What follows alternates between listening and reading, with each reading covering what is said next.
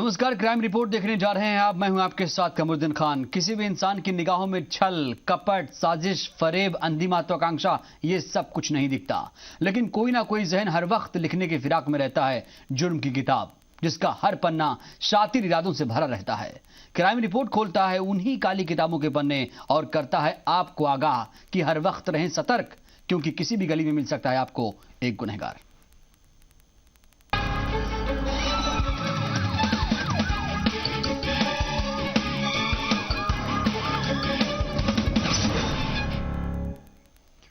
छह साल से एक परिवार इंसाफ की आस में है।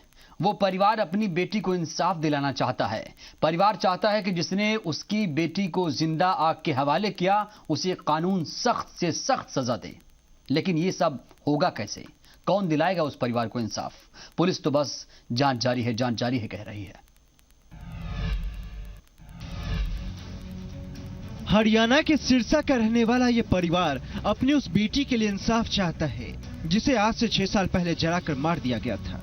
ये परिवार चाहता है कि उसकी बेटी के गुनहगारों को कानून सख्त से सख्त सजा दे, लेकिन जिनके कंधों पर गुनहगारों को सजा दिलाने की जिम्मेदारी है वो तो बस जांच जारी है का जुमला कह रहे हैं। पीड़ित परिवार का आरोप है कि शादी के 6 साल बाद विवाहिता और उसके 2 बच्चों को ससुराल वालों ने जलाकर मार दिया, जिसका मुकदमा भी दर्ज करवाया गया और पुलिस ने इस मामले में मृतका के पति के खिलाफ तो चालान पेश कर दिया है, लेकिन मुकदमे में नामजद सास, ससुर और उसकी ननद के खिलाफ कोई कार्रवाई नहीं हो रही है। हालांकि ये जांच पहले भादरा के पुलिस अधिकारियों के पास थी और बाद में जांच हनुमानगढ़ के एएसपी निर्मला विश्नोई को सौंप दी गई, लेकिन 3 महीने के बाद भी आज तक मामले में कोई कार्रवाई नहीं की गई। जब जी राजस्थान न्यूज ने एएसपी से इस मामले में बात करनी चाहिए तो उन्होंने कैमरे के सामने आने से इनकार कर दिया और बस इतना कहा कि जांच चल रही है। ऐसे में सवाल यही उठता है कि आखिर ये कौन सी जांच है जो 6 सालों से चली आ रही है और अभी तक खत्म होने का नाम नहीं ले रही है। हनुमानगढ़ से विक्रम सिंह के साथ ब्यूरो रिपोर्ट, जी मीडिया। जयपुर के जवाहर सर्किल इलाके में घर में घुसकर डकैती की वारदात को अंजाम दिया गया। कुरियर देने के बहाने घर में घुसे 5 लोगों ने घर के 4 सदस्यों को बंधक बनाकर 5 लाख की नकदी और लाखों के जेवरात की लूट की। वारदात के बाद इलाके में सनसनी फैल गई। यूं तो दावा किया जाता है कि जयपुर एक शांत शहर है, मगर कुछ डकैतों ने पुलिसिया दावों की धज्जियां उड़ाकर रख दी। अगर राजधानी जयपुर में दिन के वक्त किसी के घर में डकैती की वारदात को अंजाम दी जाए तो जाहिर है सवाल पुलिस पर ही उठेंगे, और उठा भी है। राजधानी में डकैती। जयपुर का पॉश इलाका मालवीय नगर। सुबह के 11:30। कुरियर देने के बहाने घर में घुसे डकैत। मालवीय नगर में रहने वाले एक घर में दिन के 11:30 बजे डकैत कुरियर देने के बहाने दाखिल होते हैं और फिर 5 डकैत डकैती की वारदात को अंजाम देते हैं। पीड़ित परिवार के मुताबिक पहले 2 युवक घर में दाखिल हुए और उसके बाद 3 और बदमाश घर में घुस आए। बदमाशों ने घर में मौजूद बच्चों को एक कमरे में बंद कर दिया और फिर महिला और एक बच्ची के सिर पर पिस्तौल तान दी और घर पर रखे सेफ से 5 लाख नकद और महिला और बच्ची के पहने हुए सोने के जेवरात भी उतरवा दिए। इनसे पूछताछ करी तो पता चला कि पहले शुरू में 2 आदमी आए अंदर जिन्होंने पार्सल दिया इनको गेट खुलवा के और बोले कि आपका पार्सल आया हुआ है कोई टोयोटा कंपनी का। उसके बाद जैसे ही इन्होंने नाम पता लिखना शुरू किया अपना, उसके बाद बाहर 2 लड़के और थे, 2 या 3 लड़के पता नहीं, एग्जैक्ट पता नहीं, 3 भी हो सकते हैं। टोटल 4 या 5 आदमी थे। वो 5 अंदर आ गए और अंदर ये गेट बंद करके इनको सबको एक कमरे में बंद करके और जितना भी सामान लेके फरार। पुलिस के मुताबिक वारदात को अंजाम देने से पहले डकैतों ने पूरे इलाके की रेकी की थी और फिर पूरी प्लानिंग के साथ वारदात को अंजाम दिया। वारदात को ऐसे वक्त में अंजाम दिया गया जब घर में कोई पुरुष सदस्य नहीं था। पूछताछ में परिजनों ने बताया कि डकैत अंग्रेजी में धड़ाधड़ बात कर रहे थे। 12:50 पे फोन आया।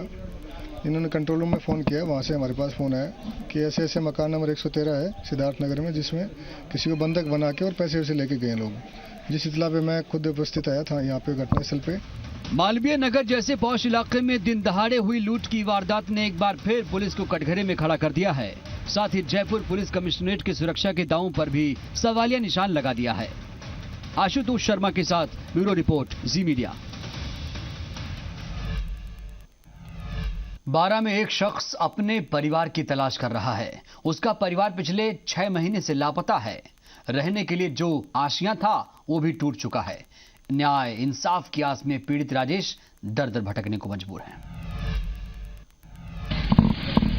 वही साथ नहीं है बारे उनको सहारा थो औरत को और औरत को सहारा छीन दिया। बच्चा बच्ची पहला का बच्चे 4-5 बच्चे बच्ची मर गया। 15-20 साल को रही गए अभी तक नहीं औरत बाकी। ये दर्द है बारा के रहने वाले राजेश का। मजदूरी करके पेट पालने वाले राजेश का परिवार पिछले 6 महीने से लापता है। पत्नी राधाबाई और 2 जुड़वा बच्चों की तलाश में राजेश अपनी मानसिक स्थिति भी खो चुके हैं, लेकिन इनकी सुनने वाला कोई नहीं है। पुलिस के चक्कर काट काट कर परेशान राजेश न्याय की तलाश में दर दर भटकने को मजबूर है। बेलदारी करवाने जाता था गजन प्रिया का रंगलाल सीताराम के साथ में। बच्चा बच्ची मारा यहीं रहता था। ये अभी मैं वापस आया शनिवार के दिन आधा पादवा की 14 से। यह औरत को पता ही नहीं चलियो कहाँ है। जैसे इनसे आके पूछे भी सही तो कोई पता भी नहीं, कोई नहीं बताया। पुलिस ने बड़ी मुश्किल से मामला तो दर्ज कर लिया है, लेकिन पुलिस परिवार को तलाशने में जरा भी दिलचस्पी नहीं दिखा रही है। पुलिस के आला अधिकारी जल्द कार्रवाई का भरोसा जरूर दे रहे हैं। महिला स्वेच्छा से अपने 2 बच्चों के साथ निकली है और काफी कोशिश के बाद भी अभी तक नहीं मिली है। हमारा ये भी प्रयत्न है कि इसके एक बार टीवी पे भी इसका फोटो और इसके बच्चों का फोटो दिलाया जाए। दिलाने की कार्रवाई की जाएगी। जहां नेताओं के कुत्ते तक खो जाने पर पुलिस महकमा रात दिन एक कर देता है, वहां 6 महीने से राजेश के परिवार की बरामदगी न होना पुलिस की कार्रवाई पर सवाल खड़े करती है। राजेश मेहता, जी मीडिया, बारा। नागौर के रिया बड़ी उपखंड में सामूहिक बाल विवाह का मामला सामने आया है, जहां 8 मासूमों को शादी के बंधन में बांधा गया। वहीं प्रशासन को इसकी भनक तक नहीं।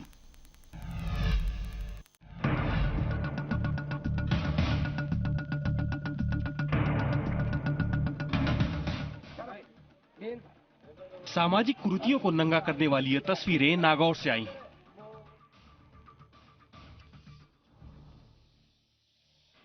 जिन नौनिहालों के कंधे पर बस्ते का बोझ होना चाहिए, उनके गले में वरमाला डाल दी गई। जिन मासूमों के हाथों में किताब होनी चाहिए, उनके हाथों में किसी का हाथ थमा दिया गया। पूरे रस्मो रिवाज से हुए बाल विवाह की ये तस्वीरें रिया बड़ी उपखंड की हैं, जहां एक पारिवारिक समारोह के दौरान सामूहिक शादी का आयोजन किया गया। जिनकी उम्र गुड्डा गुड्डी से खेलने की है, उन्हें भला शादी के बंधन का एहसास कैसे होता, लेकिन जिन लोगों पर इन मासूमों को राह दिखाने की जिम्मेदारी है, वही उनके भविष्य की राह में रोड़े अटका रहे हैं। जो भी नियमानुसार कार्रवाई होगी वो इस प्रकरण में भी वो जांच के पश्चात कार्रवाई की जाएगी। एसडीएम को निर्देशित किया कि वो जांच करें प्रकरण में कि ये कोई क्या किसी कर्मचारी, पहले तो ये देखना है कि क्या वास्तव में बाल विवाह हुआ, और यदि हुआ तो फिर किसी की लापरवाही हुई है, प्रशासन के पास में क्यों सूचना नहीं पहुंच पाई, या बिना किसी की जानकारी कोई चोरी छिपा हुआ, ये किस प्रकार से हुआ, वो सारी जांच करने के लिए निर्देशित किया है। कायदे और कानून को ठेंगे पर रख प्रशासन की नाक के नीचे 8 मासूमों को शादी के जोड़े पहनाकर तमाशा बनाया गया, लेकिन कोई देखने और पूछने तक नहीं आया। मनोज सोनी, जी मीडिया, नागौर। उदयपुर के घंटाघर इलाके में विदेशी युवती से छेड़छाड़ का मामला सामने आया है। दरअसल कैलिफोर्निया की रहने वाली एक युवती को 3 लड़कों ने जबरन रोक लिया और उसके ऊपर पानी डाल दिया। इस दौरान युवती ने हिम्मत दिखाई और एक युवक को पकड़कर उसकी तस्वीर मोबाइल में कैद कर दी। लेक सिटी उदयपुर की शोहरत सुनकर कैलिफोर्निया से आई इस युवती को झटका तब लगा जब शहर के 3 मंचलों ने उससे छेड़छाड़ करने की कोशिश की। हालांकि इस युवती की दिलेरी के आगे वे भाग खड़े हुए, लेकिन उनमें से एक की तस्वीर इस युवती ने अपने मोबाइल में कैद कर ली। बागौर की हवेली से फोक डांस देखकर निकली इस युवती को स्कूटी सवार 3 लड़कों ने घेर लिया और इस पर पानी डाल दिया। युवती ने हिम्मत दिखाते हुए एक युवक को दबोच लिया। हालांकि बाद में युवक उसे धक्का देकर फरार हो गया। इस दौरान आसपास के दुकानदार तमाशबीन बने रहे। Visiting here from the US. Last night I went to a lovely folk show here. I walked out onto the street.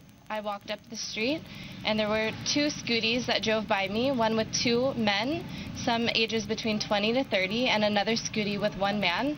They forcefully got a bucket filled with a liquid substance and threw it at my head.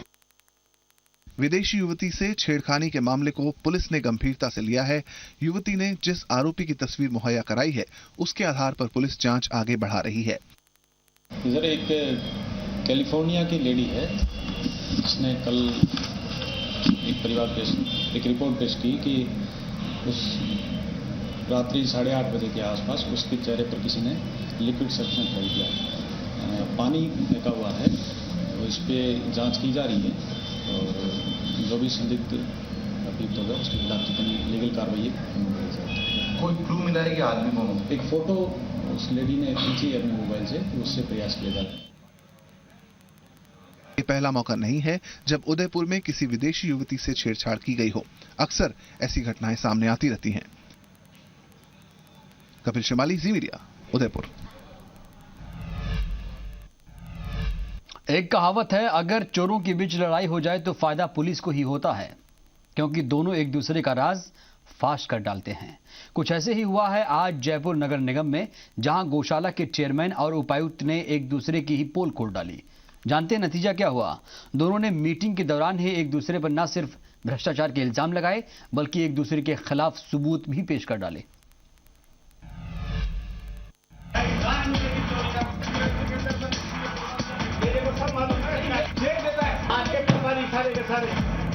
ये जयपुर नगर निगम की बैठक की तस्वीरें हैं और आप सोच रहे होंगे कि भला हम नगर निगम की तस्वीरें आपको क्यों दिखा रहे हैं, तो जरा ध्यान से इस रिपोर्ट को देखिएगा।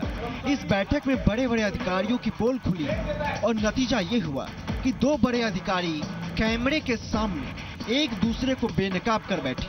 पहले जरा ये ऑडियो क्लिप सुनिए, फिर बाकी की बातें हम आपको बताएंगे। एक काम कर तुम फिर, शुक्रवार ने जो भी गए जावे ने आगे पास आदमी लगाओ कटे जाए।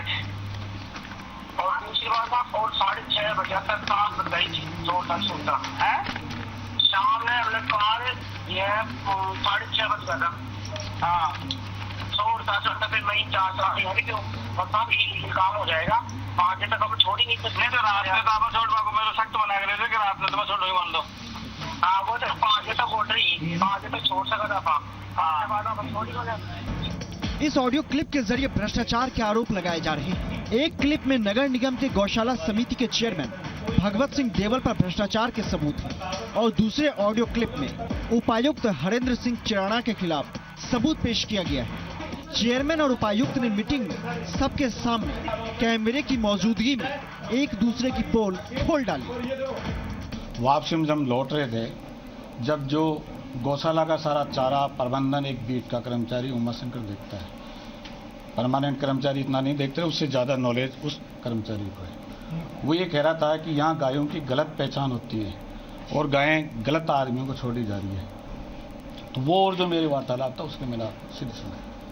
क्या बताएंगे वार्तालाप, क्या चीज? वार्तालाप के अंदर ये है कि एक ही आदमी 40-40 गायें छुड़ा ले जाता है, जो 5-6 आदमियों का एक ग्रुप बना करके लाता है, तो 5 आदमियों के नाम से 5-5 गायें छुड़ा ले जाता है, जो अवैध रूप से बिल्कुल गलत है।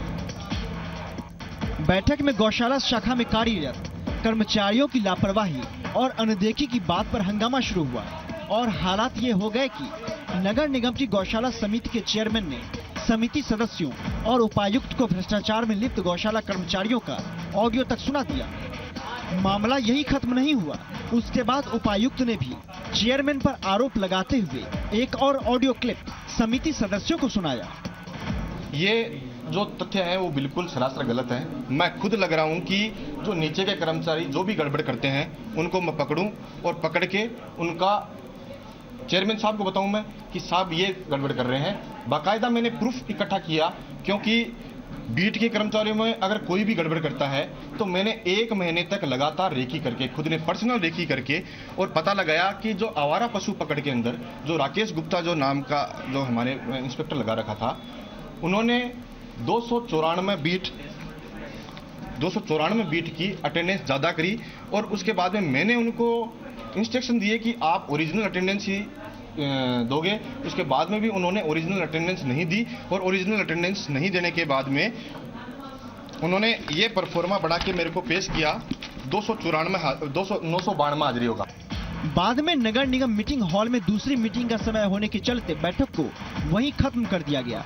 मगर सवाल उठ रहे हैं कि जब अधिकारी ऑडियो क्लिप से बेनकाब हो रहे हैं तो इनके खिलाफ कार्रवाई कब होगी। जयपुर से वरुण भंसाली के साथ ब्यूरो रिपोर्ट, जी मीडिया।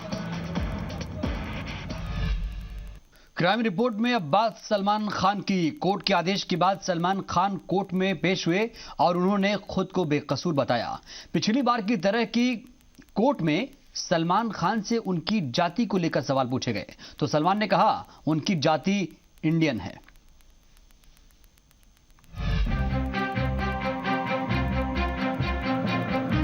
अवैध शिकार से जुड़े एक मामले में सलमान खान जोधपुर कोर्ट में पेश हुए। बयान दर्ज कराते हुए उन्होंने खुद को बेगुनाह बताया। पिछली बार की तरह इस बार भी जज ने उनसे जाति पूछी। इस पर सलमान ने कहा, मैं इंडियन हूं। कोर्ट में सलमान से सवाल जवाब। मजिस्ट्रेट, आपका नाम, पिता का नाम और पेशा क्या है? सलमान, मेरा नाम सलमान खान और पिता का नाम सलीम खान है। मैं मुंबई में रहता हूं। मेरा पेशा एक्टिंग करना है। मजिस्ट्रेट, और आपकी जाति क्या है? सलमान, मेरी जाति इंडियन है।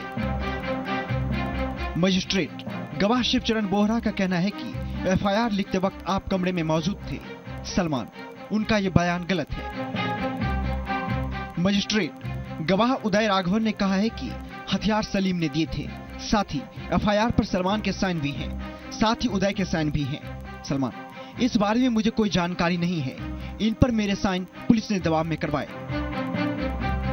मजिस्ट्रेट, सारे गवाह आपके खिलाफ बयान दे रहे हैं। आपको कुछ कहना है क्या? सलमान, एक न्यूज़पेपर में इस बारे में बढ़ा चढ़ाकर छापा गया था। इसके बाद फॉरेस्ट डिपार्टमेंट और मीडिया के प्रेशर में मेरे खिलाफ मामला दर्ज किया गया। मैं पूरी तरह से बेगुनाह हूँ। मुझे इस मामले में फंसाया गया है। मजिस्ट्रेट, आप अपनी सफाई में कुछ सबूत पेश करना चाहोगे? सलमान, हाँ, मैं अपनी तरफ से सबूत पेश करना चाहता हूँ। मजिस्ट्रेट, मामले की अगली सुनवाई अब 4 अप्रैल को होगी। उस दिन सबूत पेश करिए। दरअसल जोधपुर पुलिस ने बिश्नोई कम्युनिटी की शिकायत पर सलमान और 2 लोगों के खिलाफ 2 अक्टूबर 1998 को हिरण के शिकार का केस दर्ज किया था। सलमान के खिलाफ शिकार और गैर लाइसेंसी हथियार रखने के कुल 3 केस दर्ज हुए थे। उन्हें 12 अक्टूबर 1998 को अरेस्ट किया गया था। 5 दिन बाद वे बेल पर रिहा हुए थे। जोधपुर के पास भवाद नाम की जगह में किए गए हिरण के शिकार केस में 17 फरवरी 2006 को सीजेएम कोर्ट ने सलमान को दोषी करार देते हुए 1 साल की सजा सुनाई थी। घोरा फार्म हाउस इलाके में शिकार के मामले में 10 अप्रैल 2006 को सीजेएम कोर्ट ने सलमान को 5 साल की सजा सुनाई थी। राजस्थान हाईकोर्ट ने फिलहाल सजा पर स्टे लगा रखा है। सलमान पर इसी दौरान एक और शिकार करने का आरोप है। इसे कांकाड़ी शिकार केस के नाम से जाना जाता है। ब्यूरो रिपोर्ट, जी मीडिया।